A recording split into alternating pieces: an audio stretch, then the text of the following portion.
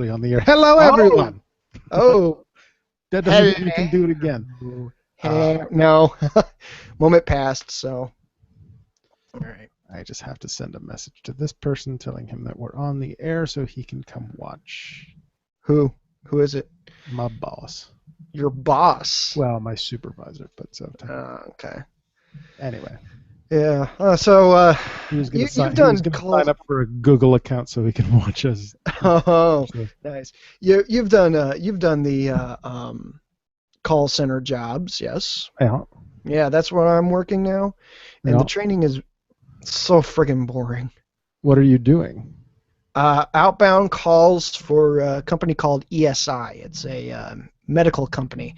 So I have to do approvals on medications through people's insurance providers. I cannot say if saying the company name out loud was a good idea, but we'll see what happens. Why is my font so small on this? Yeah, I just realized I might not have been the smartest thing in the world. Are you all set up with your Audacity? Audacity is up. I am just waiting to record. I'm waiting on you. Then, let's begin episode 156. Oh, I better turn down my phone. Yeah, I'm going to put mine over there. A little bit further away from the microphone. Yeah, you don't want mine screaming lies and slander. I think we've heard that on the show before. Yeah, probably. I have a friend whose text message notification, I'm not sure whose voice it is, but his text message notification is a voice that just goes, John Stamos. John Stamos. Did your phone just say John Stamos? That was his old phone, though, so it may not still do that. Anyway, all right, episode 156. Right. We can't get off topic before we've already started. That just sets a bad precedent. Let's just get John Stamos. 3, 2, 1, record. Well, this week's episode of The Rundown is brought to you by Rusev's Gold Star Chocolate Bars. Be the national hero your next social gathering deserves with Rusev's Gold Star Chocolate Bars. Our star-shaped chocolate is wrapped in golden foil and attached to a ribbon so it can double as an important award. Rusev's Gold Star Chocolate Bars. You'll change countries just to get your hands on one. Moi. What? I don't know what that was, and I don't dare ask. It's being reported that CM Punk and AJ Lee got married this week. What would your wedding present for the happy couple be? Knee-jerk reaction, my dong. I'd do them both.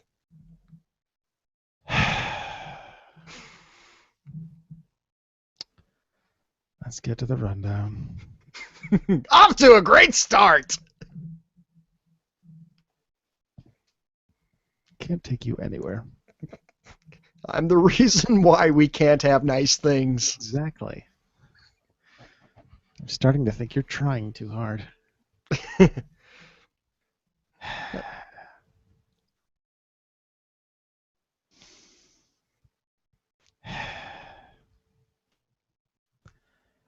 More surprising than Pat Patterson's big secret. It's episode 156 of The Rundown. My name is Adam. I'm your host, and it is Wednesday, June 18th, 2014. Joining me this week, Josh is here. Buckle in, kids. You know I've got a lot to say. Yeah. Hey, you asked me. It's Andy's fault. He's on assignment, starring as a backup dancer in Tyler Breeze's next music video. We'll get lucky. A full report next week. Yeah, he's got the legs for it. He does. He does. He Those does. long, stork-like He legs. could be a rocket. Yes, he can. What would you call a male rocket? A cockette? Anyway! Oh! Let's look at the numbers. Beep, beep, beep, beep, beep, beep, beep, beep. See, I don't even have to do I don't even have to put the sound effects in GarageBand anymore. Everybody does them for me. On Facebook, we are up to 426 likes. Ooh, Up 3 from last week. All right, 3 more people. Loving the rundown. And we have gained a Twitter follower. We are up to 82 followers on Twitter. I know what Andy would say about that. Yeah, let's not repeat it. I can take a week off from the phrase Facebook dong. Thank you very much. Fuck! And I wasn't going to say,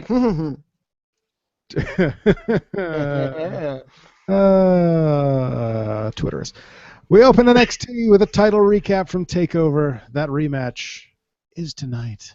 ooh. We start the show with Bayley this week. She is taking part in a 6-diva tag match. If you'll remember last week, the BFFs beat up on Bayley after her match with Charlotte, and she was rescued by Paige and Emma, so that's your match this week. Even NXT is not safe from the Teddy Long special.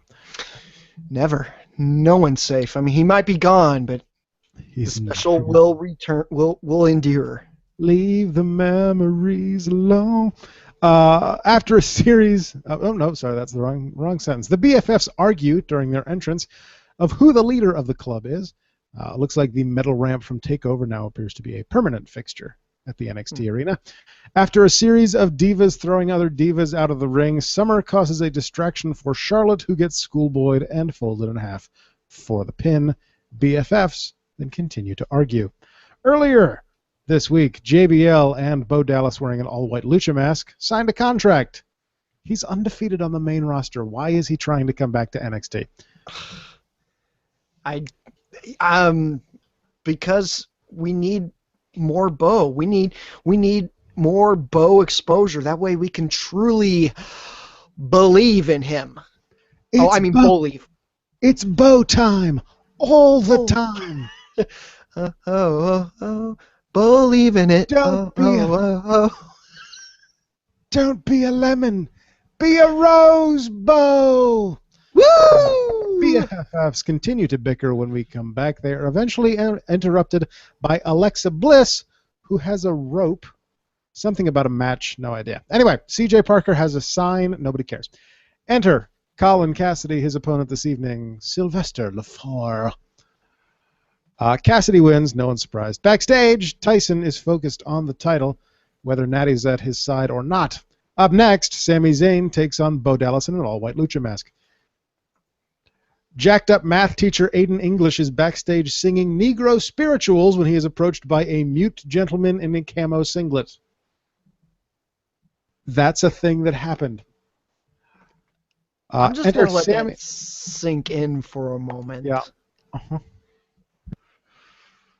Enter Sammy when we come back to the arena. As mentioned, his opponent is, and I quote, Mr. NXT, who is Bo Dallas in an all-white lucha mask. The crowd immediately starts chanting, Bo, leave! Bo, leave! The crowd also chants, you can't fool us, and the commentators wonder what they're talking about. Cute. Renee finally begins no-selling the Mr. NXT gimmick. During the match, Bo gets unmasked and then gets haluva kicked in the face for the 3 count. Sammy then gets the cops to accompany Bo out, and by accompany I mean drag, kicking, and screaming. During these shenanigans, Bo gets a hold of the ring announcer's microphone and uses it to scream things as he's dragged from the arena. Things such as, they're kidnapping me! This is illegal! Let me go quietly! I'll call the real police! I'll take your shirt! And my personal favorite, he's touching my bum! Did he at one point just start babbling and eventually end up just going, follow the buzzards? No. When we come back, they're still dragging Bo out, but now he's in a police golf cart. Enter Adrian Neville for your main event. We get a false finish involving Adrian's foot on the ropes to play up the marital distress between Natty and Tyson. Thank God that's an angle. Tyson locks in the sharpshooter, but Adrian makes it to the bottom rope. Adrian even kicks out of the blockbuster. There's a really nice blockbuster, too. Flying elbow, and Adrian kicks out. Tyson grabs a chair, but Natalya shames him into a super kick and red arrow for the pinfall. Adrian retains. Tyson is distraught, and we go off the air. Sounds like an interesting show. Pretty good NXT. Yeah. You know what I just realized we forgot to do? What? You forgot to announce the rundown. Rewind.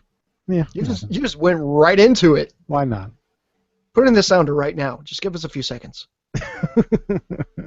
You can't make that one with your mouth. Exactly. SmackDown opens with a recap of Daniel Bryan being stripped of the title. Tonight, SmackDown is live to tape from Green Bay, Wisconsin. And we open with what's left of the Shield. During their entrance, we flash back to Raw again for how Cena saved the Shield. But not the show. But not the show. Dean says they're not going to wait for him to play his cards. They're going to flip the table and come right after him. It's time to shut down the Seth Rollins business for good. Roman then gets angry face. When Roman gets his hands on Randy Orton, Randy will be on permanent vacation. He's not the face of the WWE. He's the ass. Which poops in women's bags. Which poops in the bags of everyone. He is a spoiled brat. Hunter appears on the big screen from his office to say that he's only got one qualifying spot left. More on that later. So he flips a coin and says it's Dean who gets the chance to qualify tonight against Bray Wyatt. Also, I was convinced that they were going to have them fight again. That Hunter was going to fight each other. But anyway. Yeah, I saw that too. I'm like, that probably would have been a more logical, but what they did later also makes sense too. Also, Rowan, and Harper are banned from ringside. Also, Dean's banned from ringside for Roman's match, which is next against Bad News Barrett. And by the way, Triple H totally stealing my Bad News Barrett impersonation, which means Triple H, along with Vince McMahon, Michael Cole, and Santino Marella, is a listener to this show. Hi, Hunter. Hi, we love what you do. Bad News enters, Dean leaves. This should be a pretty good match. 3MB appear after a Superman punch, even though Drew and Jinder were fired yesterday. Oh, man, that was some bad timing. And attack Roman. Roman clears the ring, then throws Jinder over the announce table, spears Drew, and spears Heath after Heath leaps off the stairs, which looked pretty fucking cool. That was pretty awesome, and I got hands off to Heath for taking that. Speaking of which, how did Heath manage to not get fired? He's pretty. Also, Roman really needs a haircut. Later tonight, Sheamus takes on Cesaro, plus Jey Uso takes on Eric Rowan next. Enter the Usos when we return. Despite a flurry of offense to start the match, Jey falls to a side slam in surprisingly short order. Yeah. Kind of disappointing, that one. Later tonight, Dean versus Bray for a spot in the ladder match. Believe when we return.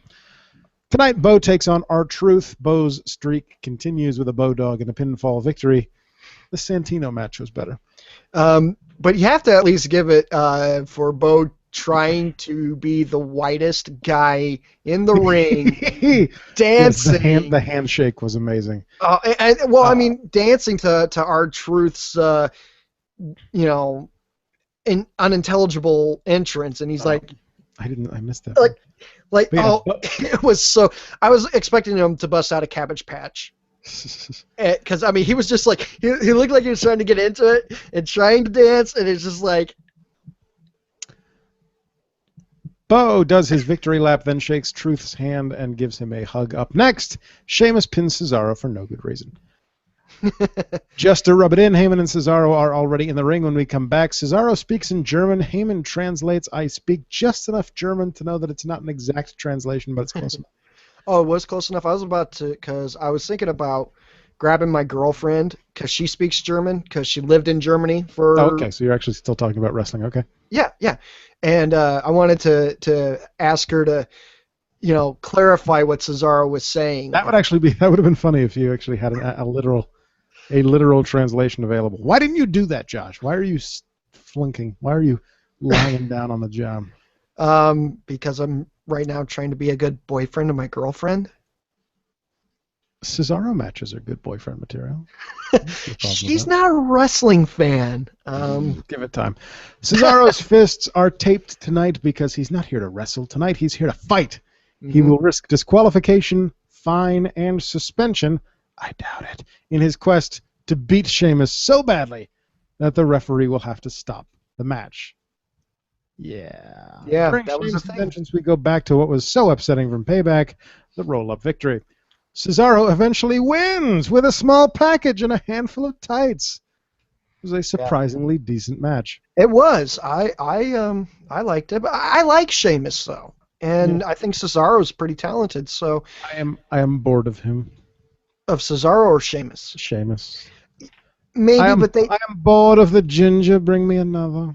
But here's the thing, though. They're actually putting him in what I think has been a pretty good program with Cesaro. I think it's good for both of them. He's still being booked like a superhero, though. That annoys me. Oh, what's wrong with you, fella? I'm gonna get the shit kicked out of me for the entire match, then hit a brogue kick and pin you. Fella.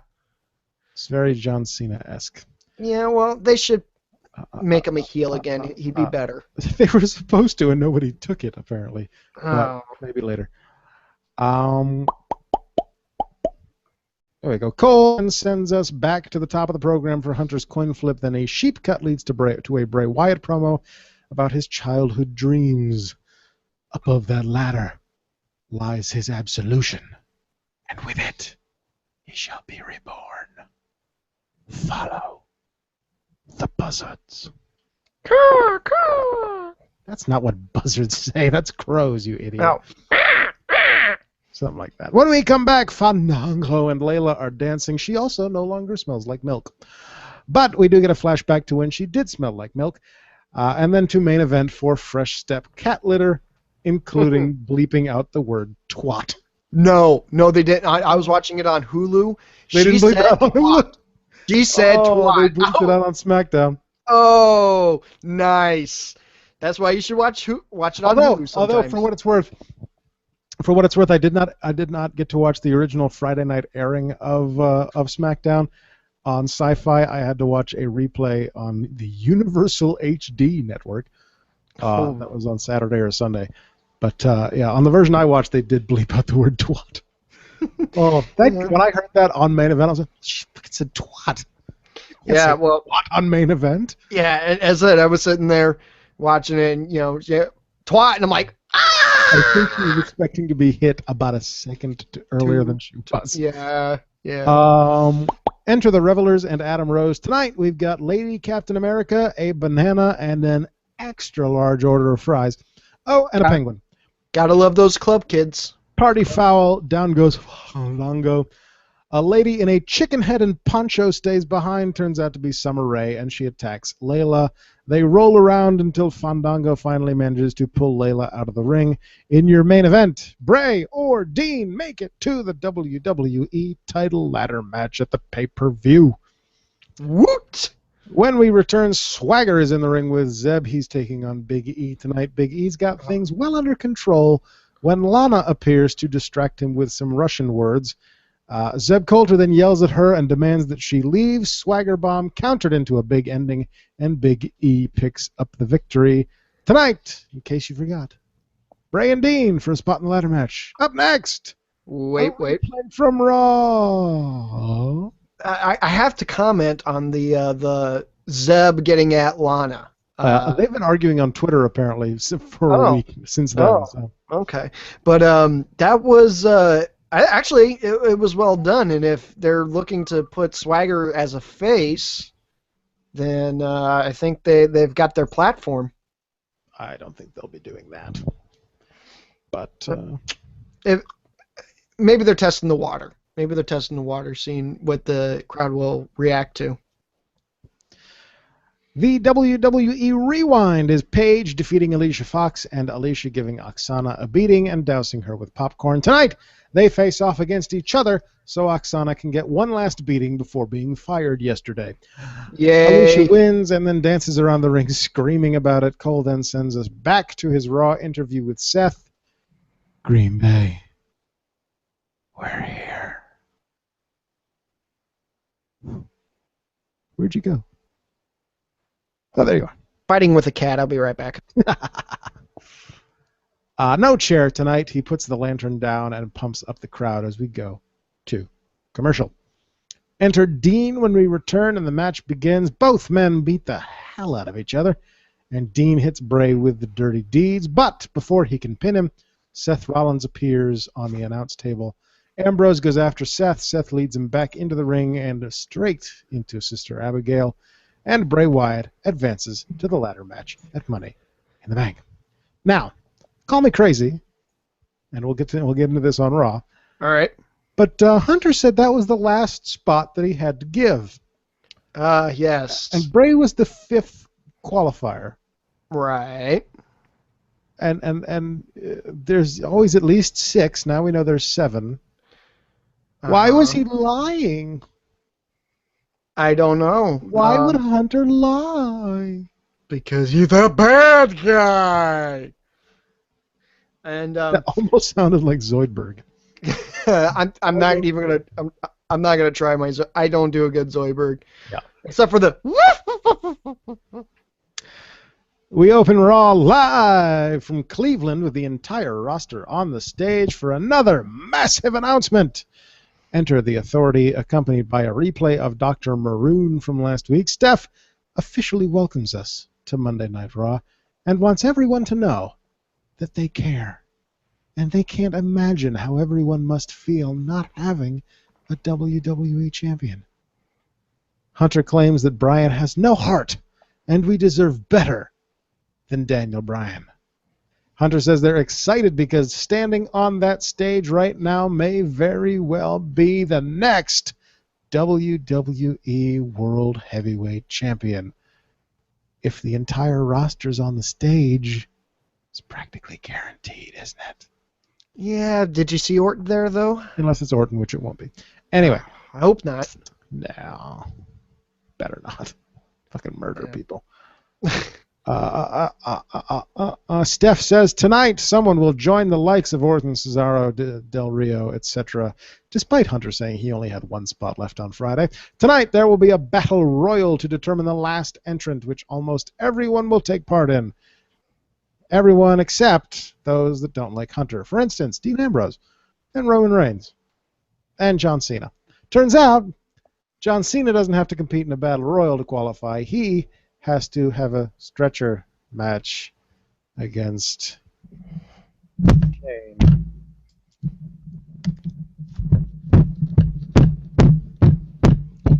Ow! Is that going away?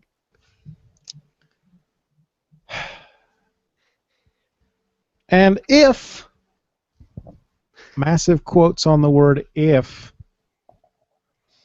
Cena wins, then he gets to be in the ladder match. Fuck. I'm okay with that. Ass. Tonight. You need a little bit more face action in that match. Yeah, but not John Cena. Tonight, Bray Wyatt takes on Sheamus plus Dolph versus Rollins. 3! Then they awkwardly cut back to the arena instead of going to commercial like that seemed they were going to, so Kane can appear on stage to gaze longingly at the ambulance that pulled in.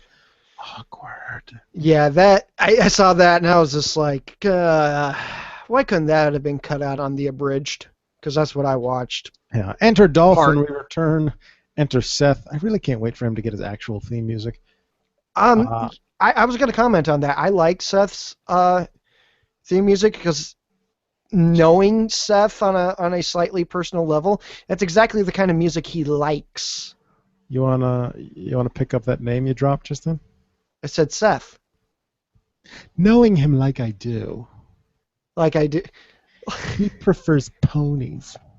Knowing him like I do, because I know him, is what I'm saying. I know him. I'm not being creepy. What I mean is I know him not incredibly well. What you're saying is you're best friends and you hang out at his house every weekend is what you're saying. Hell no, I don't. But my one comment though about the match was it was really nice hearing them say from Davenport, Iowa. It just gave me such a warm. Texted Andy about that. Fantastic match ends after Dean runs in to attack Seth. Really great work by both men, I think.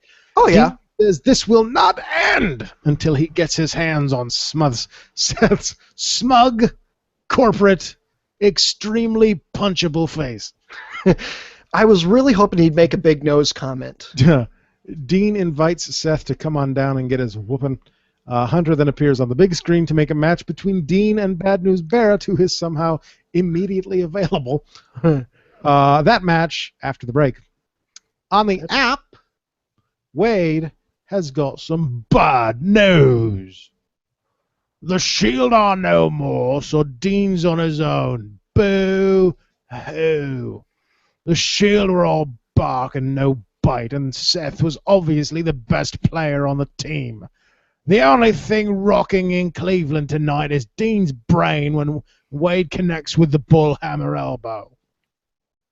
King then explains Wade's joke about LeBron, and the match begins. You know, though, I have to say, after his few lacking bad newses, that was a pretty good one. Rollins suddenly appears on the announce table. Again? Dean takes him out when he hops on the apron, then avoids Wade. He then leaps on both men outside, then goes after Seth over the barricade, getting counted out in the process. Wade celebrates, then gets clotheslined from behind. Dirty deeds for Wade, and Ambrose talks to his hands.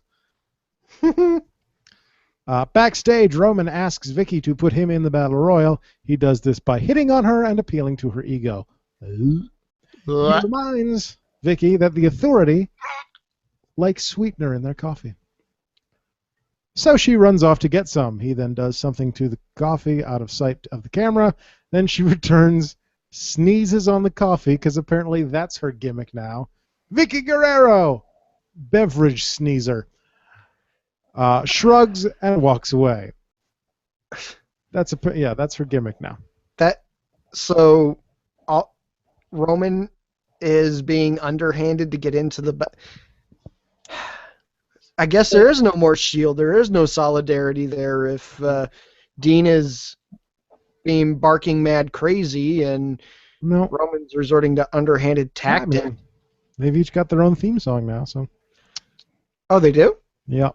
Oh, okay. Wade's got some... not Wade. Dean has got some kind of hard rock thing that starts with a guitar riff that sounds like an engine revving. And Roman uses the Shield theme song just without them calling out the letters at the beginning. And he still comes through the crowd, so there's that. I have to finish watching Abridged. I'm sure that it's all on there. Cleveland. Where next? Oh. On the app, Tom talks to Jack Swagger and Zeb about the Battle Royal later. Zeb cuts a boring promo. When we come back, there's a ladder in the ring under the titles.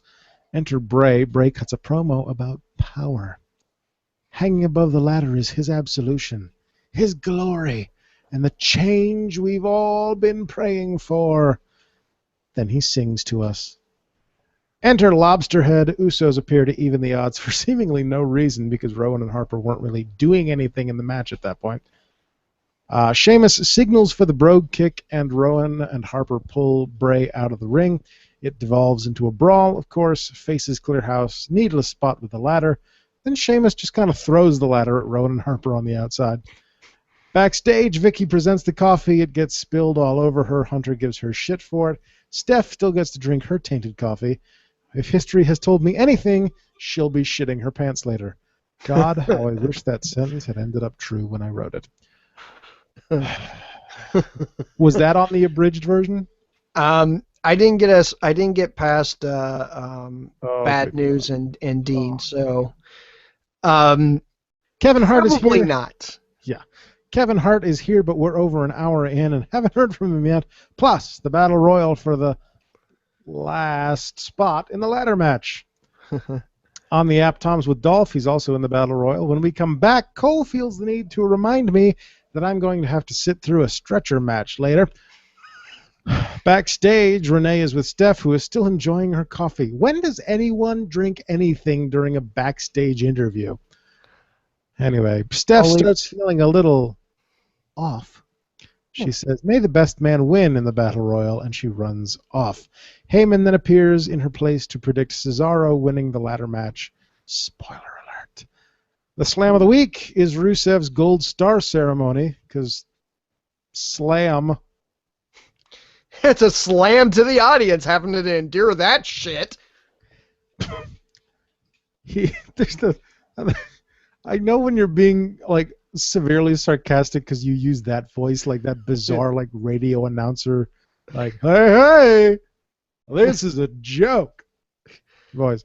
Anyway, Heath Slater is in the ring to continue jobbing on his own.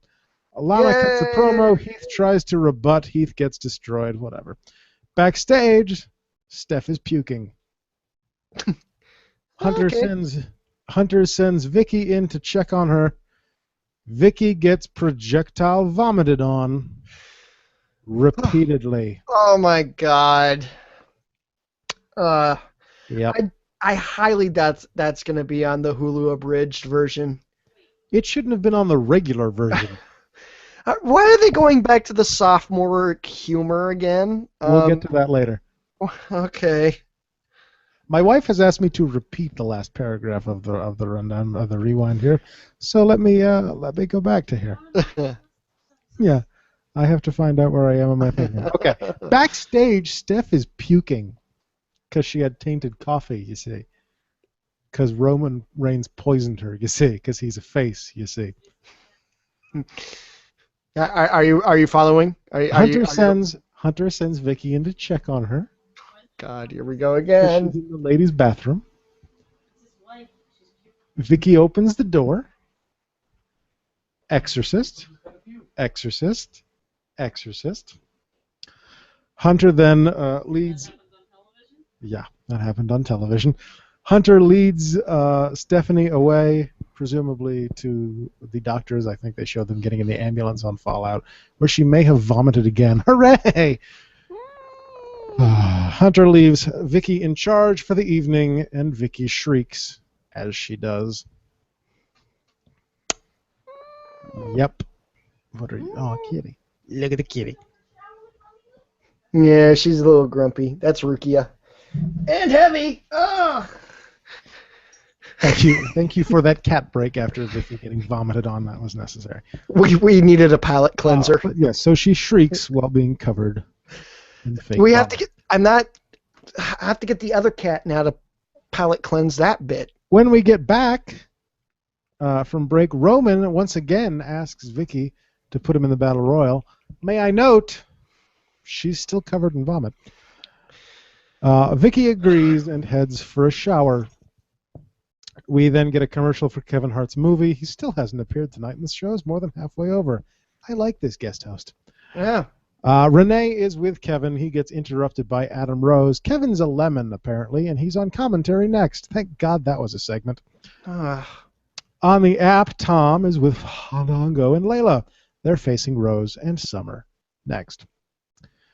When we come back, Justin introduces Kevin Hart. Enter Fandango. Kevin Hart is not impressed. Next, we go back to main event for a badly dubbed cover of Summer calling Layla a twat. Which I hope they play on your abridged version, because it was funny how poorly it was covered up. Summer chases Layla to the back shortly after the match begins, then a party foul, and the match is over. That was maybe 2 minutes, I think. Hey, I like the party foul, though, honestly. It's a cravat face buster. How come no one ever thought of that in the first place? Kevin then gets in the ring and Cosby dances to Adam Rose's theme song. That's literally the best way I can describe it. He didn't do the oh crap. What was the dance from Fresh Prince of Bel-Air? The Carlton. He didn't try to call Carlton? Are you saying that all black people dance like Alfonso Ribeiro? You racist? No. You're a racist. You said Cosby dance. You saying all black people have to dance like Bill Cosby? You racist? Did you see? You haven't seen it yet. You watch that and you tell me he is not dancing like Bill Cosby. Anyway. Still racist. They then get crowd surfed to the back by the revelers. Up next, Club Battle Kids. Royal. On the app, the entrances for the Battle Royal: Bad News Barrett, Curtis Axel, Fandango, Los Matadores, Rusev, Sin Cara, Big E, Damian Sandow in a LeBron James jersey, Jack Swagger, RVD, Ryback, Titus O'Neil, and the inspirational Bo Dallas. Yes! Yes! Tomorrow night on Main Event, the Teddy Long special from earlier tonight, Sheamus and the Usos versus the Wyatts. Gone, but not forgotten. In the arena for Roman's entrance, Ambrose gets a new theme earlier after his match. Roman's theme, as I said, appears to just be the Shield's theme without the call letters. Damian gets eliminated immediately because fuck that. Santino out next. Let's say Diego, then followed quickly by Fernando. Xavier's gone. Sin Cara's out. Titus is gone. Kofi eliminates Jack Swagger. On the app, Ryback dumps Kingston. We're almost at the point where I wouldn't mind any of the competitors remaining winning, but how does this not end up with Roman coming out on top? Exactly. Ryback eliminates Dolph when we come back. Reigns eliminates Fandango by Superman punching him off the top rope. He then low bridges Ryback and tosses Axel. Your final 6 are Bo Dallas, RVD, Wade Barrett, Roman, Big E, and Rusev. Bo dumps RVD, then hugs Wade and almost gets dumped himself. Roman clotheslines Wade out. Bo dumps Big E, who is trying to dump Rusev. A spear for Bo, and he's tossed. And your final 2 are Roman and Rusev, which gets a pretty big pop, I'm going to say. Oh, good. They fight apron to ring, and a Superman punch finally dislodges Rusev's hand, and Reigns is going to Money in the Bank. Well, it's great to see a big guy win. Did I mention Michael Cole as a viewer, as a listener earlier? Because if I didn't, I need to add him to the list. Backstage, Renee is with Cena. He says dumb shit in a stupid way. On the app, Byron Saxton is with Xavier Woods. He is apparently taking over Mrs. Gimmick. Speaking of people who weren't on Raw from Cleveland, he is taking over Mrs. Gimmick of grumpy guy who loses all the time. He says he's better than us because he's getting his PhD. So he may not be winning in the ring, but he's winning in life. Oh God, they're gonna turn Woods into a heel. I had high hopes for Woods being a standout face. I mean, he's talented, he's a geek, and he's black. Yep. A talented black geek, that's like full of win. That's Percy Watson is what that is. Percy Watson was a fake geek with stupid glasses. And then new Percy Watson from NXT. Angelo Dawkins, I think is his name. Okay.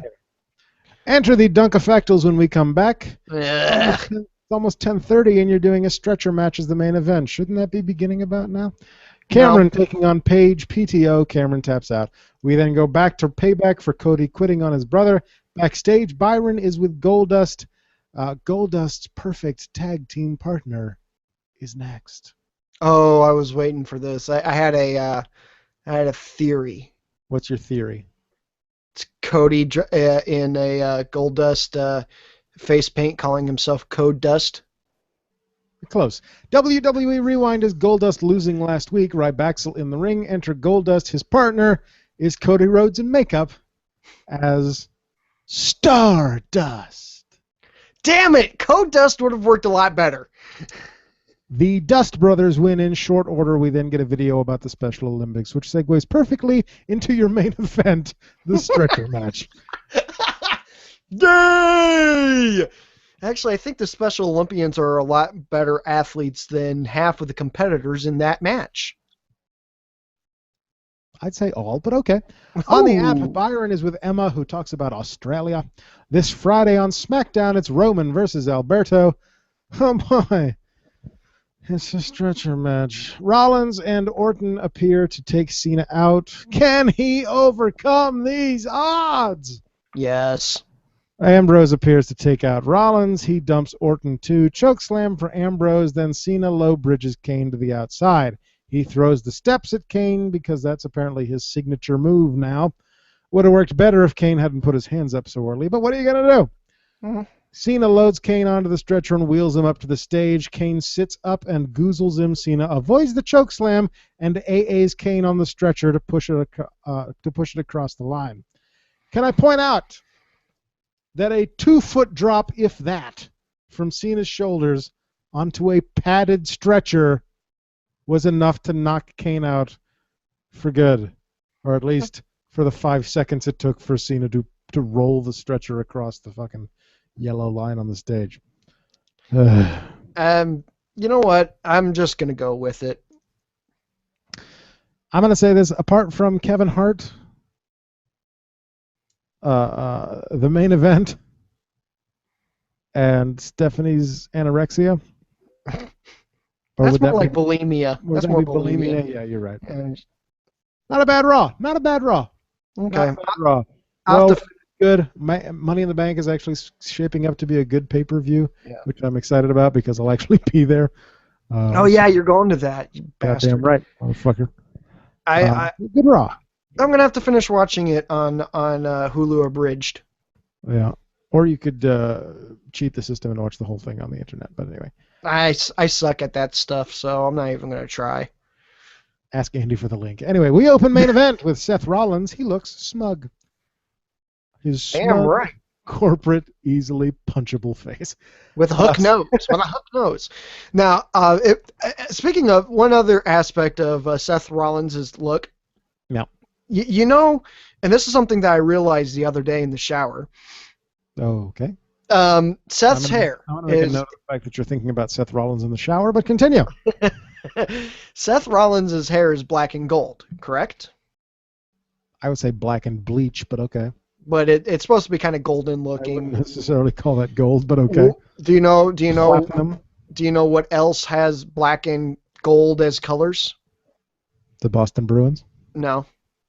Well, yeah, but Iowa Hawkeyes are their team colors are black and gold. Okay.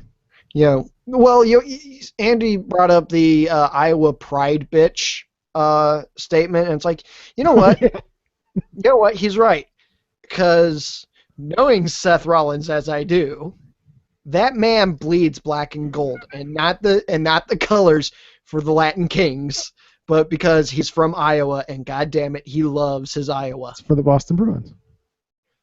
Haven't you heard that Murphy song? Go, go, black and gold. It's for the Bruins. You know what? I don't care about the Bruins. I care about the Blackhawks. Did I mention I know Seth Rollins? I know Seth Rollins. I stayed at his house once. Did you know that I know Seth Rollins? I think I watched his dog once. I ran over his cat with my car. Did you know that I know Seth Rollins? I've shooken his hand before.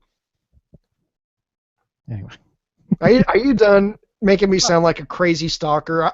I haven't talked to the man in years. Okay. Probably not. But and also I've seen Rhino's penis. I was hoping we could go the entire episode without mentioning that, so that anyone who watches on YouTube or right now tonight just sees your lower third that says "I saw Rhino's penis once" and gets no explanation of it whatsoever. I'm not going to explain the story. That'll be for still mentioned it, so it kind of killed the. Anyway. I mean, yeah, shut up.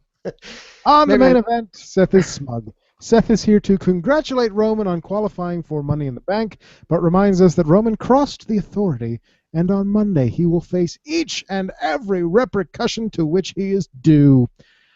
Roman is apparently a volcano. He's full of rage lava. And Seth is the only one. The floor is lava. And Seth is the only one who can control Roman and Dean. He controlled them in the Shield, and he sends us back to 3 weeks ago for his heel turn just because he never gets tired of watching it. Seth then finally announces the actual Money in the Bank ladder match, and that he is the first entrant. Then Dean appears to get his revenge once again. Kane comes out for some reason, and Dean avoids them and heads back to the back. When we come back, Lana and Rusev are in the ring. Something Putin, something super athlete. His opponent tonight is Santino Marella. Poor fellow. Bye, Santino. It lasts all of 30 seconds, maybe 90 if I'm being generous. Why are there 7 people in Money in the Bank?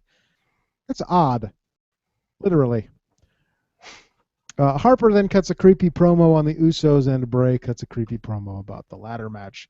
Enter Paige when we return. Tonight she takes on the other Dunkefactual, Naomi. Cameron looks unimpressed. Naomi ends up pinning Paige, and Cameron celebrates like she just hit the fucking Powerball.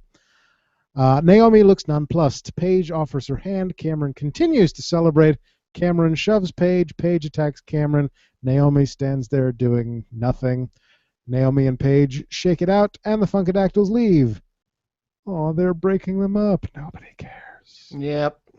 Tonight, the Teddy Long special from last night, Sheamus and the Usos versus the Wyatts. Up next, last night's awful main event.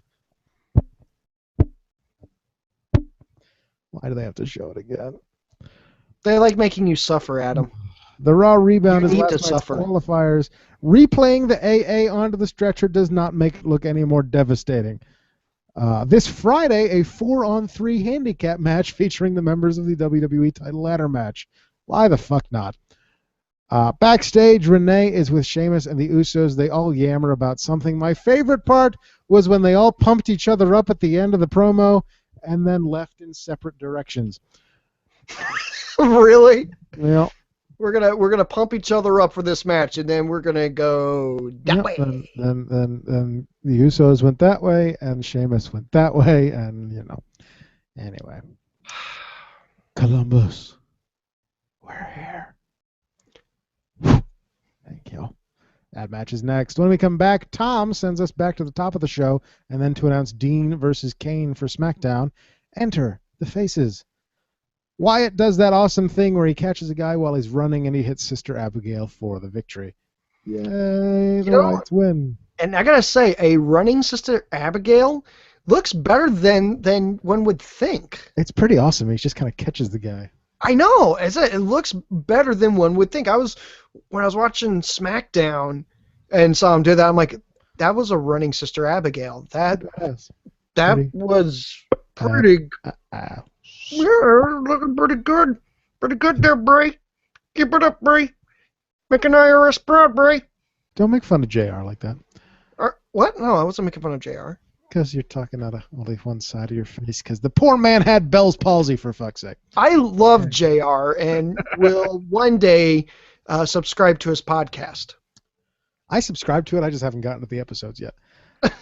Listener mail. Okay. You don't have a sound effect for that one. That's okay. No, I don't. I guess this is actually a new segment. We're just going to call Sal's weekly email because he seems to like to email us every week. Okay. This week, I am checking in from sunny Orlando, Florida. I had to report two things I found. The first being a homeless and starving Dixie Carter outside the gates of Universal Studios, rambling about some fictitious deal she had for 3 more weeks at the Impact Zone. I told her it's not my fault her daddy cut her off. The second thing I found, and I think this is very timely because you are on the show this week, the second thing I found were Lana's panties. Tell Josh he dropped them. Sincerely, Sal. P.S. I'm driving back. Hope I don't get lost in Wyatt country again. Hey, you know what, Sal? You're probably doing a lot better than I did when I escaped Florida because my car broke down as I crossed into Georgia. So yeah, you made it that far. Yeah. Out of a trip that was like this far. Yeah. Literally 2 miles from the state border, and my transmission gives out. I'm like, you gotta be shitting me.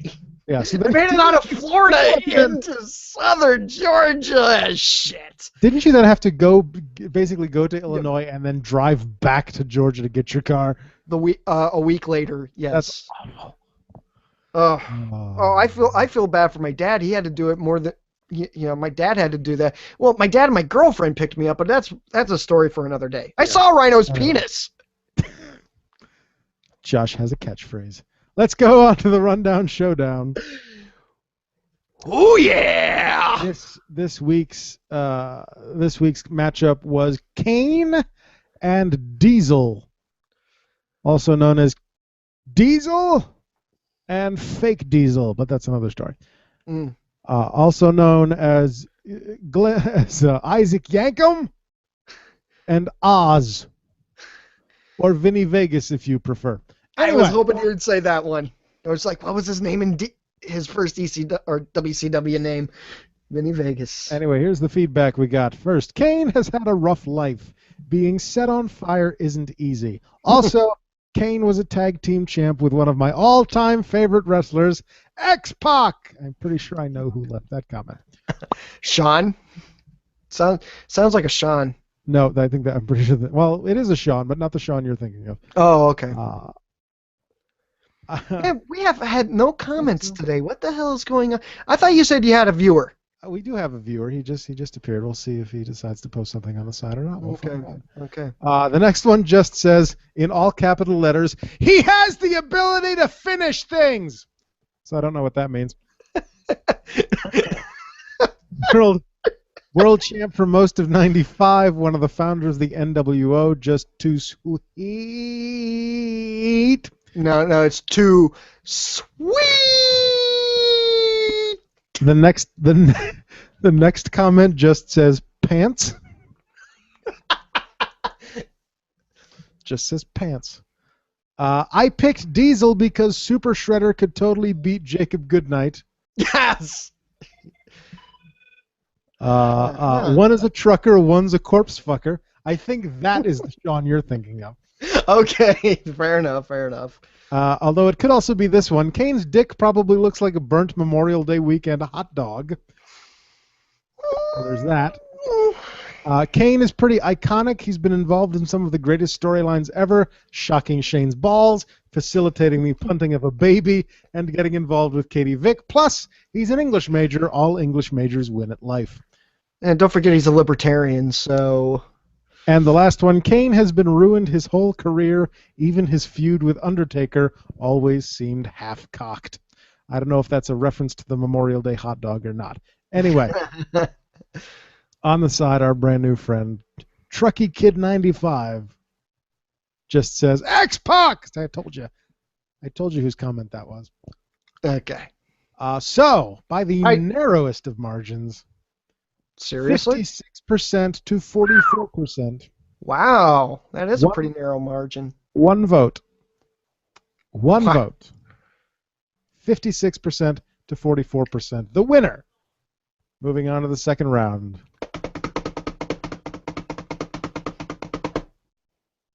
Diesel.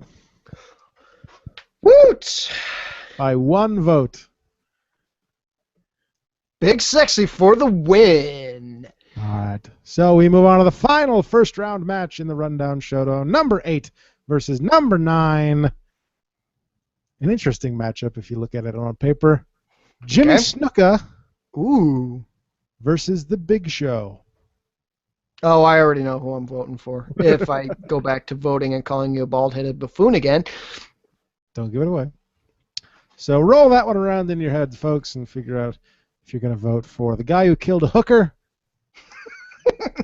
or the guy who wrote a casket on live TV. Well, not live TV, obviously. On a live show. Yeah. Yeah. Yep. Did you already do Boss Man? Did Boss Man make it into the finals? I'd have to go back and look again. I mean, was Boss Man on the list? Well, yeah, he was. He might. I don't remember if he was in the main list or if he got knocked out in the wild card round. Probably got knocked out because I think so. I think so. Yeah. So anyway, Jimmy Snuka versus The Big Show next week. Yeah. Go to the Facebook page, click on the link, vote in the poll, or follow us on Twitter. I was reminded that I did not actually say what our Twitter name was last week when I said follow us on Twitter. So make sure I do that this week, would you? All right, I'll try to remind you. And you better vote, people. I'm looking at you, people. Vote or die, motherfucker. Vote or die. Vote, or Adam will get very cross, and then he will pout, and it will be hilarious to watch. Hey. You're supposed to encourage them to vote, not to vote. Oh, I'm sorry. Okay, yeah, go ahead with your stealing from Diddy. Vote or die. I get cranky when people don't do as I say. I'm sorry that I like to have some level of fan interaction on this program, and when only 5 people take part in shit that I have very meticulously set up, what the hell are you doing? I'm holding a gun to the fans while you threaten them to vote. Let's not do that, shall we?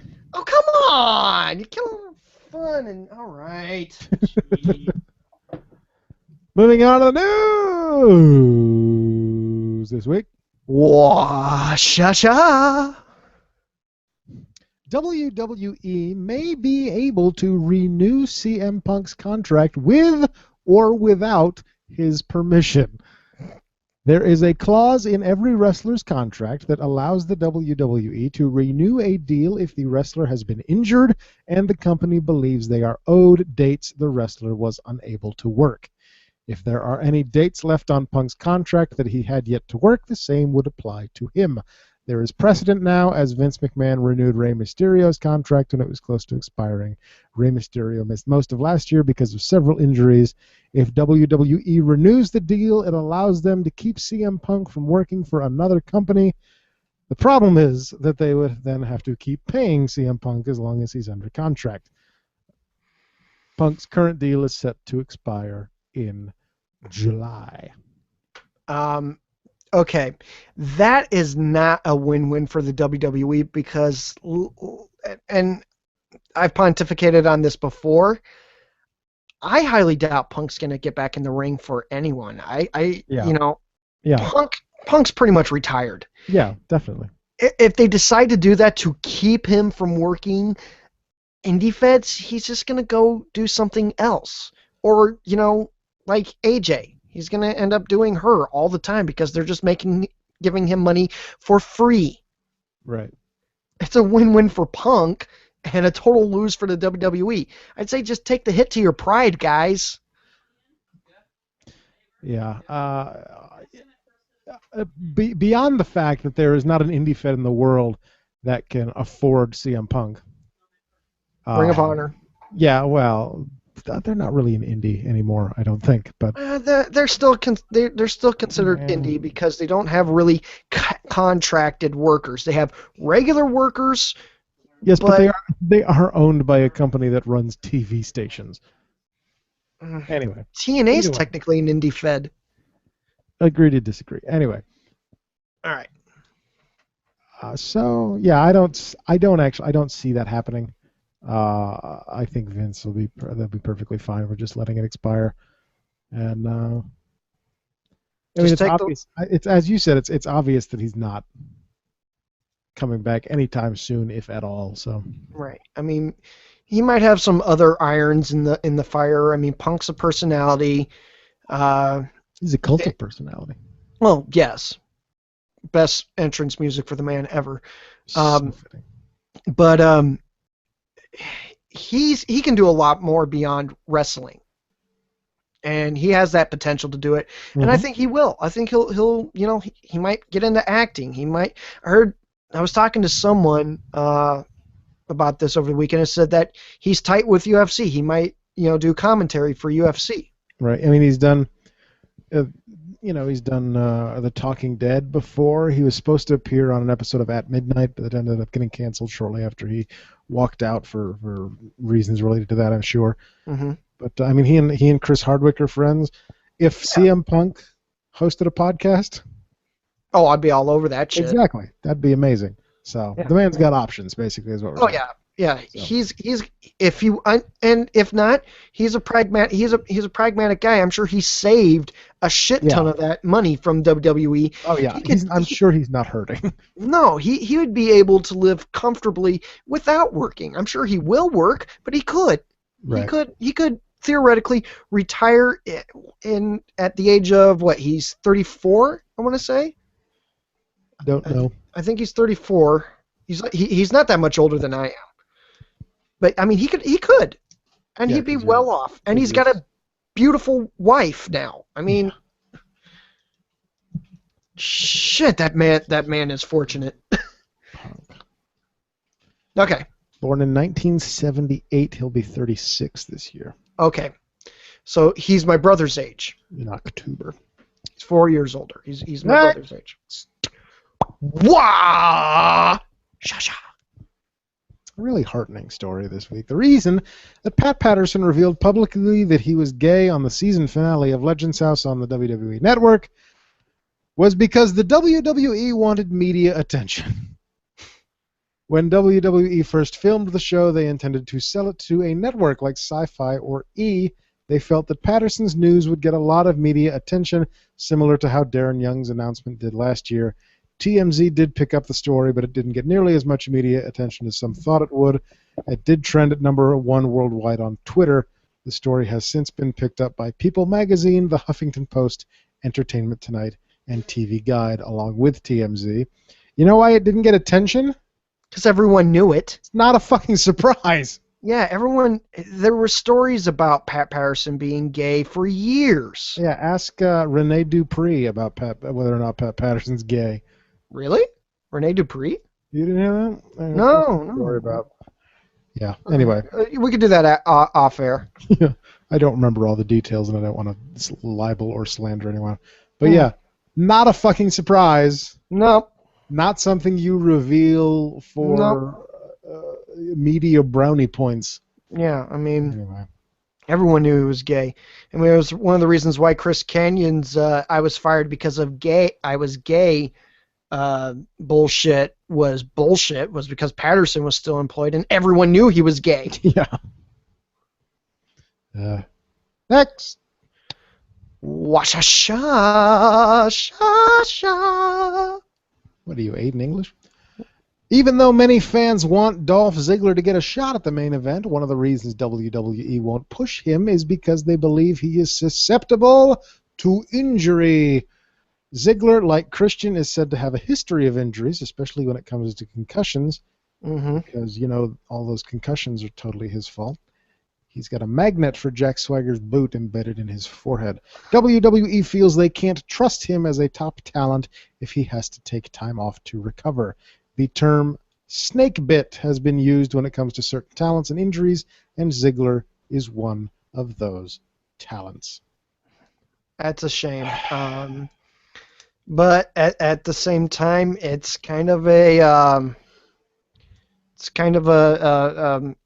prudent business move if you really want to look at it that way. I mean, Ziggler's entertaining, Ziggler's good, but if the guy is prone to injury and hasn't been built up to megastardom yet, then investing that kind of time and energy, it won't pay out.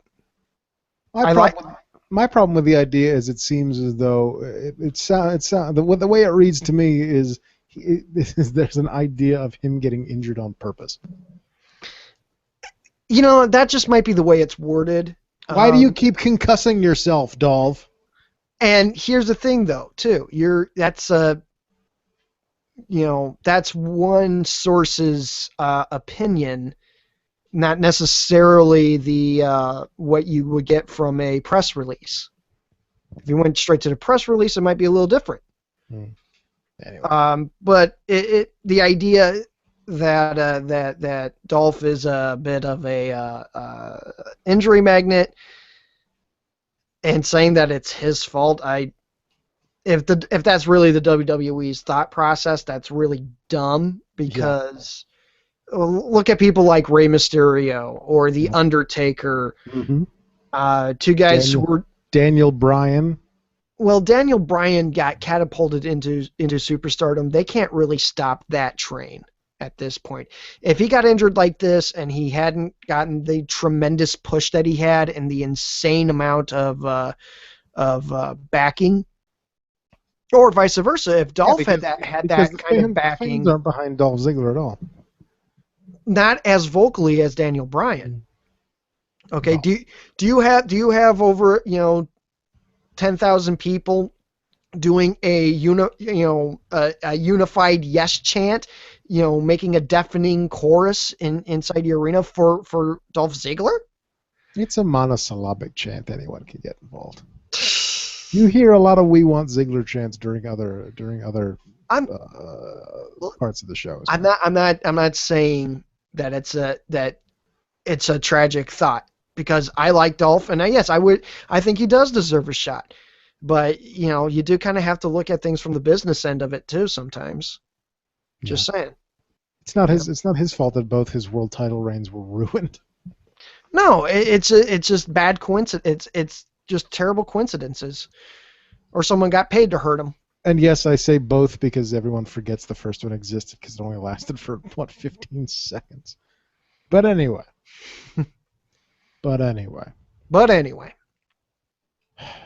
Just give him a shot, would you please? Next.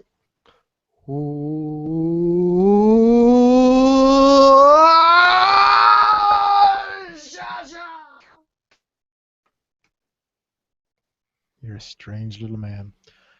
The WWE issued another survey to fans this week asking about a variety of potential DVD releases. The following were included. First, a Daniel Bryan match compilation.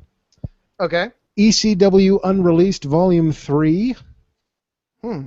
another documentary about the Ultimate Warrior, a JBL compilation, a Cesaro compilation, Too soon.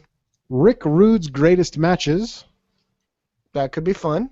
and then a series of roasts, which just sounds like a bad idea to me. Wrestlers roasting each other. John Cena, Chris Jericho, Hulk Hogan, Steve Austin, and Ric Flair. Other wrestlers roasting each other. That sounds like every locker room of every indie fed ever. The best of the United States title. And the very best of Nitro Volume 3. I would definitely go for the Nitro. Because you've got some great source material. As someone who didn't watch WCW back in the day, I look forward to acquiring the Best of Nitro DVDs, so I can bone up on my WCW history. There's some great stuff there. Some terrible stuff too, but great stuff too. As has been described on this show many times before when Sean was a part of it. I didn't start watching Nitro until I got to college, and Sean and I would watch the midnight replay after we watched Raw. Right. And we started college in September of 2000, and probably didn't start watching the mid-Nitro replays until probably 4 or 5 months later. So we watched Nitro for a total of maybe 8 months before it shut down. So we saw really the creme de la creme. We really got the best of the best out of that situation. Yeah, it's when they were trying to dig themselves out of the hole that Russo dug for them. Exactly. Now, best of the United U.S. title. Now, are we talking about WWE U.S. title or WCW U.S. title or both? I don't have any details on any of these, but I would assume, based on their insistence, that the United States Championship traces back to the WCW United States Championship, that it would include everything. Because that had a really rich, and I'm not being sarcastic. Not at all. Very rich history. A lot of great people have held that title. They continuously tout how many WWE Hall of Famers have held the United States Championship. Hell, Jericho had one of the more fun reigns as the United States champion. I want to say it was the United States champion, or was that when he had the television title? Well, I want to say it was television. It was television champion. Well, it was when he really started getting pushed, and he really started his really obnoxious heel gimmick. Right. And Jericho's heel gimmick was always great, especially when he had a belt. Yep. It was so awesome. But that would be fun. The roasts, as I said, I've been backstage to plenty of wrestling locker rooms. I don't need a roast. Because that's all it's going to be. It's going to be locker room talk. Yeah, people who shouldn't be making jokes, trying to make jokes. Exactly. At the expense of a group of people who are somewhat known for not being able to take jokes. Exactly. The most easily bruised egos ever come from a lot of professional wrestlers. Easily bruised egos. Stupid. That's the funniest thing. Those guys can take a hell of a beating, but you prick their pride and they lose their shit. Yep. I'm sure you've seen it plenty of times too, haven't you? I thankfully have not been in a bad locker room in my career. So. Fair enough. I know you guys have, because you've discussed it on the show before. Oh yeah. I have not had that. Every locker room that I have been in has been, very well mannered, very respectful. Maybe that's the thing about you. You're maybe that's what East Coast wrestlers are like. Midwestern wrestlers. Or it's just the fact that the guy who got me into the business runs probably the most respectful locker room in New England, as far as I've seen. And so, as I'm following him around from company to company, he's working with we're working with the same group of people most every time. So right. Anyway, let's enough about me. Yeah. Next. Washasha. As we know by now, because we discussed it last week, WWE made significant, if not unexpected, talent cuts by releasing 11 on-screen talents from their contracts. According to WrestleZone, this is part of an ongoing effort to cut about $20 million from the company's operating budget for this year. Previous reports and statements by WWE have indicated that they will take a loss due to the WWE Network and other elements, and this would lead into the company's cost-cutting measures. In addition to the talent cuts, the company is cutting out some production elements, such as Fandango's Golden Curtain and the genie lift that Bad News Barrett had been riding on for no reason whatsoever. With the company now able to take the truck used to transport those entrances off the road, they have saved about $250,000. Jesus, just those 2 items. Well, I'm sure that there's more items in Probably the truck. more miscellaneous stuff. Yeah. Saving one truck full of bullshit just used for entrances, which may explain why we haven't seen Big Sparkly Fandango in a while, which makes me sad because I enjoyed Big Sparkly Fandango. But sorry, I'm still getting over the loss of JTG. That man was vital. JTG was vital to the WWE, and you bastards cut him loose. WrestleZone now reports that WWE has stopped using the tour buses they would provide for production crew, backstage hands, and others. WWE had supplied and paid for the tour buses and filled them with crew members to transport them from taping to taping. WWE was looking to keep the crew comfortable and content with their jobs. Following the cutting of the buses, the production crew has been told that they will have to drive from city to city for television tapings. Oh, back to the carpool, kiddies. Yeah. Oh. Sorry about your comfort. We got to cut $20 million. Honestly, though, that sucks for those guys, but at the same time, they got to do what they got to do, because that's what's best for business, bitches. Yep. So look. So with the ECW arena opening back up, look for Raw tapings in Philadelphia, plenty over the next year or so, as they try to reduce their operating budget. We got to return to the Hammerstein Ballroom. We're gonna go back to that neon entrance with the WWE logo over the top of it. We're gonna go back to that. No Titantron. No Titantrons. No pyro. Not even that video screen that was in the A on the Raw entrance when it was the 3 letters. Not even that. It's going to be you know how the WWE universe has been pulling out their iPhone cameras and using the flash during Bray Wyatt's entrance? Yeah. That's how they're going to light the show from now on. Oh, okay. There's not even going to be any curtains or anything. They're going to just walk directly out of the locker room entrance into the ring. It's going to be like the house show setup, but they're going to have to get rid of that house show stage that they built because you can't be packing that around. Right. And also, there's not going to be any padding in the ring anymore. You'll just have to take your bumps on bare 2x12 boards. No, the ring is just going to be a carefully placed series of queen-size mattresses surrounded by some steel duct piping and some garden hose with that has been spray painted the correct color. And all commentary is going to be done by Jerry. No JBL, no Michael Cole. It's just Jerry Lawler. And he's not going to have a headset. He's just going to be standing next to the ring, yelling towards the camera, in the hopes that the microphone is picking him up. And the camera is. It's literally going to be the camera. Yeah, it's going to be, and it's not even going to be an HD camera. It's not even going to be digital. It's going to be a VHS camera. It's going to be one of those old-timey ones that you have to crank. Yeah. Oh, yeah. That too. It's not going to. They're not going to be able to book arenas anymore. This is going to be all in Vince's backyard in Stamford, but you still have to pay $150 a ticket to see the show. Exactly, especially the special events. You got to pay twice that for the special events. And the WWE Network is going to be $85 a month. Yep. So. Got to cut those costs somewhere, folks. Yep. And a T-shirt will be $450. Yeah.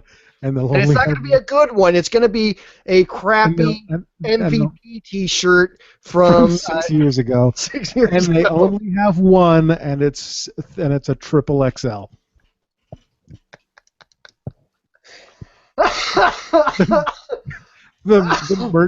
The merchandise table is just going to be a guy with a table with a box of shit he bought at Toys R Us the day before. Oh yeah, that reminds me. They're going to have to cut back on the title belts as well. Yeah, lots of tinfoil. Lots of tinfoil. And duct tape. Lots of tinfoil and paper plates. And duct tape. You got to go with duct tape. It's not. They're bringing back the hardcore title. Is that what you're saying? Yes. Oh no! Wait, for the hardcore title, they'll have to use Gorilla Tape. Yeah. So look for that on Monday Night Raw coming up in the next few weeks. It's gonna be awesome. And for the fuck of it, if you have your own cost-cutting measures that you want to suggest to Vince, send them to rundownwrestling@gmail.com. We will read them live. I will gladly read them on the air. All right. Next. Wash out. Don't take my line. At this time, the WWE will be switching to the new company logo the day after SummerSlam. The new logo is the network logo, unfortunately. Quote, home video and other merchandise partners have reportedly been issued a memo from WWE in recent weeks stating that the new logo will come into effect on August 18th, 2014, says WrestlingDVDnews.com. I got nothing on that one. I've seen the logo, and it's just like, whatever. My question is, what are they going to do with the WWE title? Oh God, they went through all that trouble to make a new one.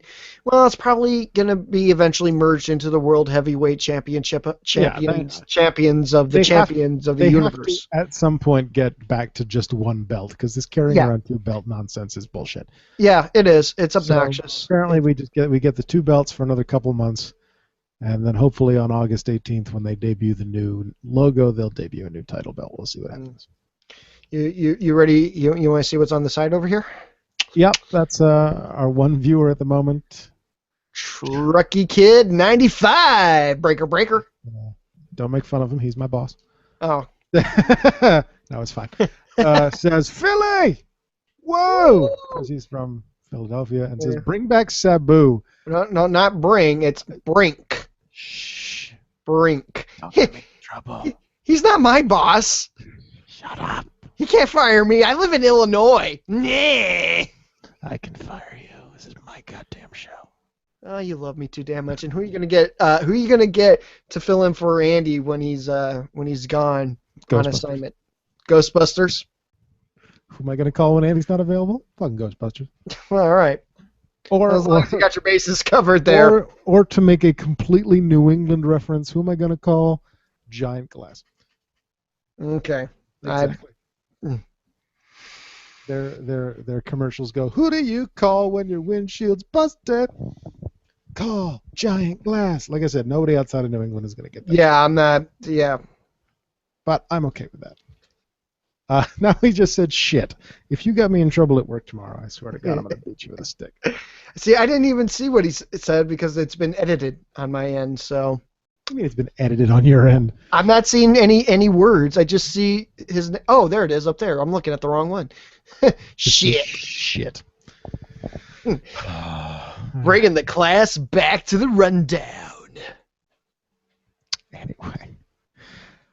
Next. Washa-sha. Vicky Guerrero looks like she said, bring the class back. I brought the class back. I'm bringing the class. Yeah, you bring the ass in class, Adam. We're classy ladies. Woo! Vicky Guerrero looks like she's being set up to be fired on Raw next week. Guerrero's contract with WWE is expiring, as previously reported, and tonight's angle, or this week's angle, where she was duped into delivering poisoned coffee to Stephanie McMahon, then made her violently ill, would appear likely to be written off television at this point. Nothing is yet confirmed. While Vicky stayed a little longer than previously reported, she was originally reported to be leaving around WrestleMania. She's still leaving for a career as a medical administrator. Oh, well, that's good for her. There was a negative reaction to last night's skit. Can't imagine. Oh, really? Not only was the skit the usual Vince McMahon gross-out comedy, but there were several people who thought it was in bad taste because Vicky's daughter Shawl took time off from WWE due to problems with an eating disorder. Personally, I think people are just being too fucking sensitive. But in all seriousness, don't fucking barf on people on TV. Yeah, Vince, I stopped laughing at that shit in high school. And you're like old enough to be my grandfather. What the fuck, dude? But in all seriousness, if Vicky's leaving, good luck. Especially in the medical field. If she's got a career lined up, good for her. Yeah. I mean, you know, the fact that they brought her in was interesting enough. She was obnoxious. She was annoying. She did exactly what she was supposed to do. She made people hate her, and she was good at it. What'd you say? Where the fuck was Vicky? Yeah, you know, she did it. She did her job. She did it well, and I honestly wish her all the best in her future. Also, one of the most organic catchphrases I think in professional wrestling history. Oh, excuse me? Yeah. Oh God, yeah. Definitely. Next. Hoo-ah, sha sha sha sha sha sha sha. You realize we're already over an hour. I know. On a related note, WWE head writer Jake Gibson was fired by Vince McMahon recently, either on Friday or over the weekend, rumored to be part of the cost-cutting measures. Last night's episode of Raw was the first WWE show without his involvement. It featured more input from Vince than usual, including the spiked coffee and Stephanie vomiting on Vicky Guerrero. You know, I'll get people over if we make Stephanie puke on Vicky. Now, big guy. She's gotta puke. She's gotta puke. God, big guy. Dear Vince, never Retire. write an episode of television again. Sincerely, fucking everyone. Yeah, it'll be just like the Attitude Era, all over again. Yeah, attitude, big guy. Next week, Emma will be giving birth to a hand. Don't give him suggestions, Adam. Jesus. Next. Hoo-wah-sha-sha. Probably not. They can't afford the doctor lab coats anymore. According to PWInsider.com, WWE has dropped the fan access event for this year's SummerSlam pay-per-view, where it is that the decision was made back in January and is not part of the budget cuts. The access events were reportedly never listed on the company's internal calendar. So you get no more SummerSlam access. Don't care. Good luck. Take that, Los Angeles. Think you can just have 8,500 SummerSlams in a row? Well, you don't get access this year. Okay. Next. Wah-sha-sha. Possibly my favorite story of the week. TNA attempted to drum up excitement for this week's for Sunday's Slammiversary event on social media, but came up a little bit short. Uh-oh. The promotion posted the following to their Twitter account a little before 6 p.m. on Sunday. Quote, #Slammiversary starts at 8/7 Central on pay-per-view. Want to know the first match of the night? 500 retweets and we'll tell you. Go! Unquote. Yep.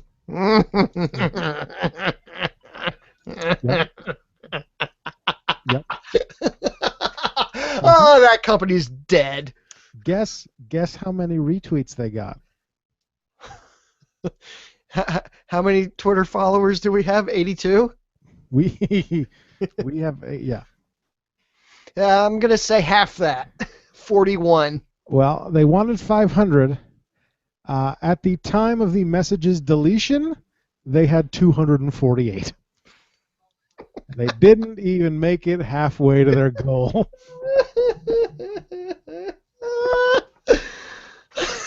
And they deleted it. That's hilarious. That's awesome. Screw it. Here's the first match. In fact, here are your winners for tonight. Hey, here's a copy of the script. Go fuck yourself. Yeah. We're done. The social media is done with TNA. 248. Oh man. I'm gonna see how many. I'm gonna see how many followers they have. Let's see if they even justify that bullshit. To see what percentage of their followers just don't give a shit. I think I follow them, but we'll see here. Let me bring it up on the Tweety here. Weren't you just getting on me about the show going too long? Impact Wrestling. They have 331,000 followers. Oh. And they couldn't get 500 people to retweet a goddamn thing. That is sad. Gorgeous. See that? I wonder how many of them are various accounts. No, because I can only see the bottom of your iPhone. Now I see boobs. There's no boobs anywhere. Well, I see female Madison something. Oh, is that Madison, right? Yeah. See how that says 331.9 thousand followers? No. Yes. Anyway. Okay. And they couldn't get 500 people to retweet a goddamn thing. Anyway. Pathetic. Next. Sha-sha. And finally this week. Awesome. As we mentioned last week at the Slammiversary event, there was an announcement made by Kurt Angle. TNA sent out the following this week. Quote, during Slammiversary 12, live from Arlington, Texas, Olympic gold medalist and TNA Hall of Famer Kurt Angle announced the next inductees into the TNA Hall of Fame will be... Do you have a guess? Or did you spoil it? AJ Styles,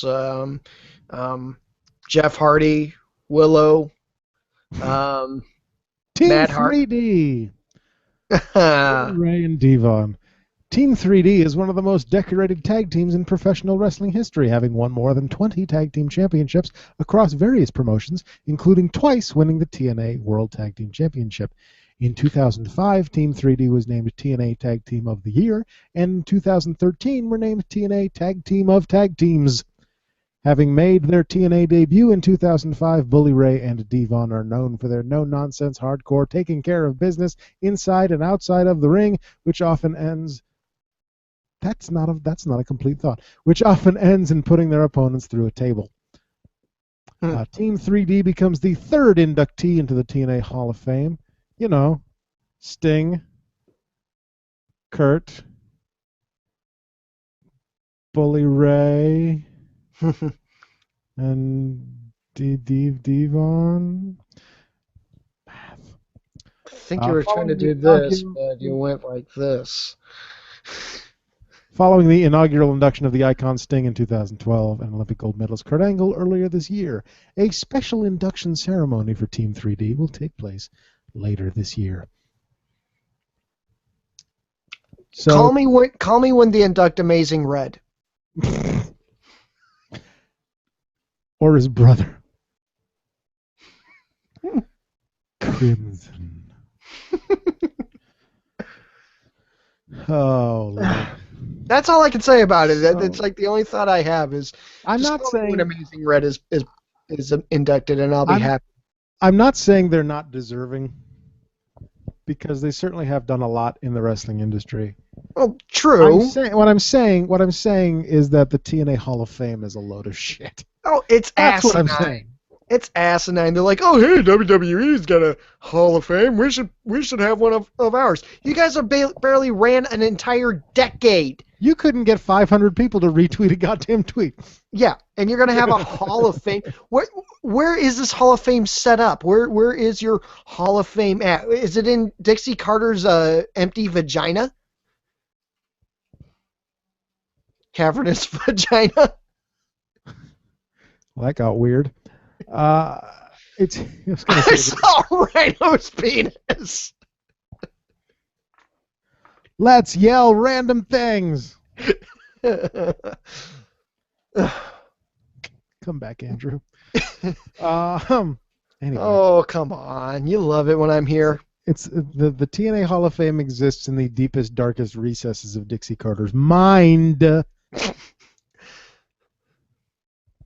Well, fine. Not everything is about genitals, Joshua. Yes, it is. That's what Vince McMahon taught me. It's all about genitals, pooping, and vomit. The Vince McMahon School of Television Writing. Genitals, vomit, and puke. Genitals, vomit. I think we have a new sponsor for next week. That might be next week's sponsor. McGuy. I think on that note. Yeah, I think of all notes. That does it for the rundown for this Wednesday, June 18th, 2014. 100 days since the Usos won the WWE Tag Team Championship. Lucky Pro Wrestling presents Star Clash this Friday, June the 20th in Hudson, Massachusetts at the Hudson Elks Lodge, featuring Supernova and Hurricane Helms versus the Devil's Reject, Brandon Webb, and Congo as a match. So I'm very sad that I don't get to work that show anymore because of my work schedule now, but should be a good show. After that, we've got Atlantic Pro Wrestling, Wrestling for the Rams on Saturday, June 28th at 5:30 p.m. at Triton Regional High School, 112 Elm Street in Byfield, Massachusetts. We've then got APW's return to the APW Arena at the Newbury Fire Hall in Newbury, Massachusetts on Saturday, July 12th. For all the information, go to AtlanticProWrestling.com. Liberty States off for the summer back in October, LibertyStatesWrestling.com. And, of course, Lucky Pro Wrestling in Clinton, Mass. on Saturday, August 9th. For summer sizzle, no special guests for that show announced yet. LuckyProWrestling.weebly.com, WEEBLY, Weebly.com for all the information, and LibertyStatesWrestling.com. Follow us on Twitter at Rundown Podcast. There you go. You got it now. As I live tweet Raw and do various other things.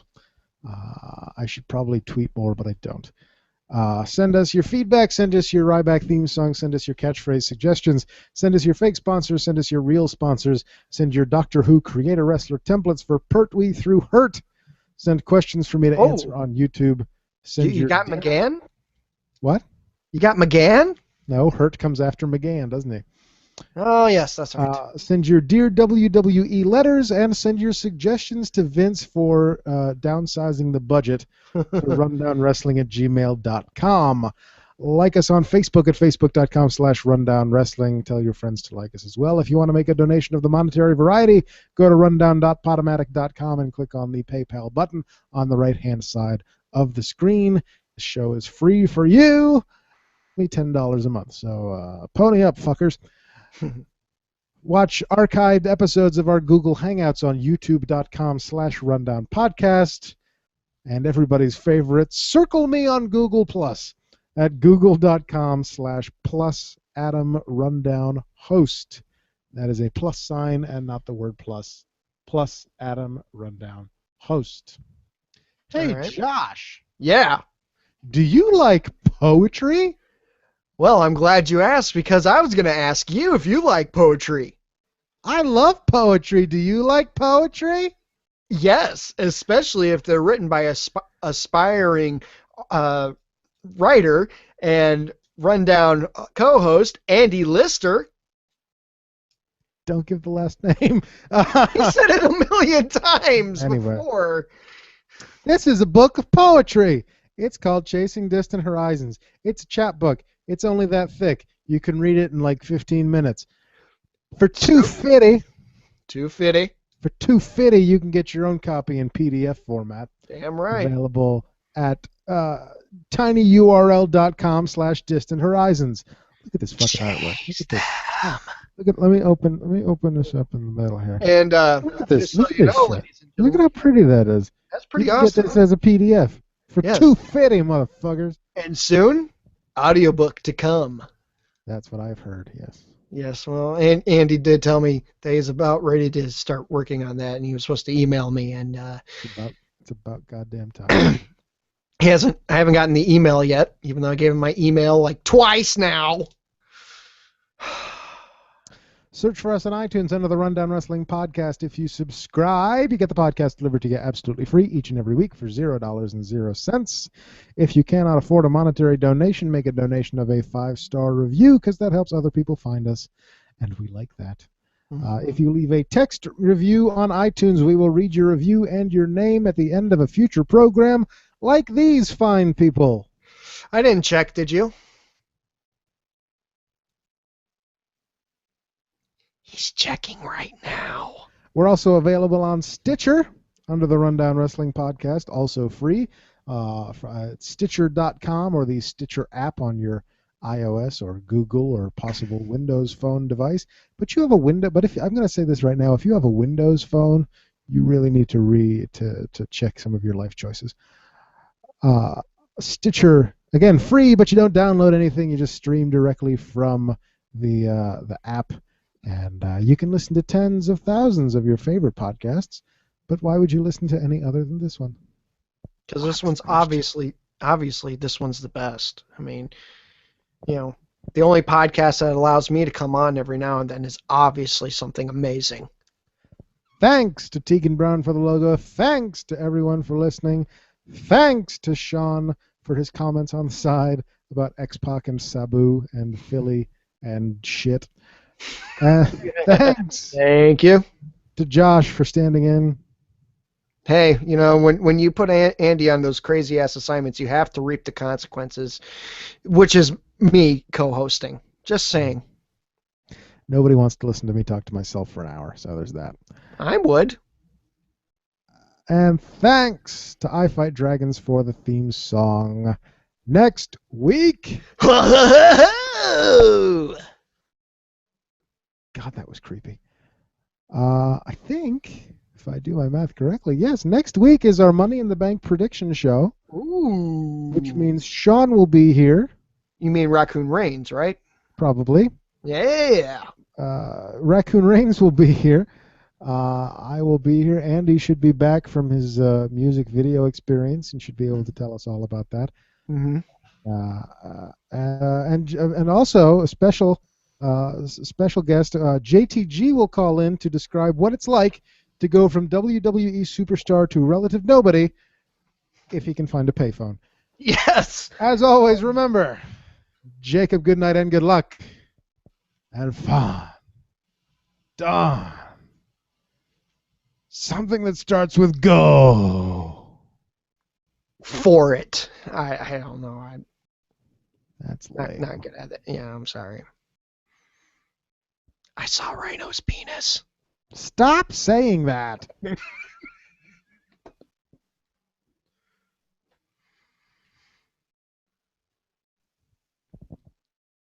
I like that that's our outro this week. Yeah. And done. All right. Export. What's this week's number? 156. 156. Do me a favor. Uh-huh. When you save it, make the file name like Josh156 or something, just so it's okay. Easier for me to find. Oh, all right, fair enough. Desktop save. All right. Saving. Let's see how long this is going to take. You almost make it sound like every time I come on, you're just horrified. You like immediately regret, oh God, I have Josh on here, and it's possible. Yeah. So anyway, the story about how I saw Rhino's penis was. Do we want to tell this on Google Plus, or do we want to wait until we're off? Yeah. We'll stop broadcasting. It's not anything too terrible, honestly. It'll be some kind of disgusting cliffhanger. Yes. Tune in next week so to find out there about are Rhino's penis. It's a story of a lovely lady. Okay. On that I've note. got 39 minutes. Oh boy. Yeah, it's We'll gonna be here take a all bit. night. On that note, good night, Sean. Thank you for watching. Good night. Thank you. I'll see you tomorrow on the bright. Yeah. And to whoever ends up watching this on Facebook. Yes. Thank you for viewing this insanity that is the Rundown Podcast. Sean is curious about Rhino's penis. Oh, I bet he is. I bet he is. The thing is, I don't know if that's a story that'll get us kicked off of YouTube, and I don't want to get kicked off of YouTube. So I won't get us kicked off of YouTube. You know what, Sean? I'll have Adam regale you with the tale tomorrow at work. Because that's a great thing to do in an office. Yes, it is. Taking fart jokes. I mean, come on. Anyway. Makes the world go round. Good night, friends. Good night, foes. Good night, everyone. Good night, Triple H. Good night, cow jumping over the moon.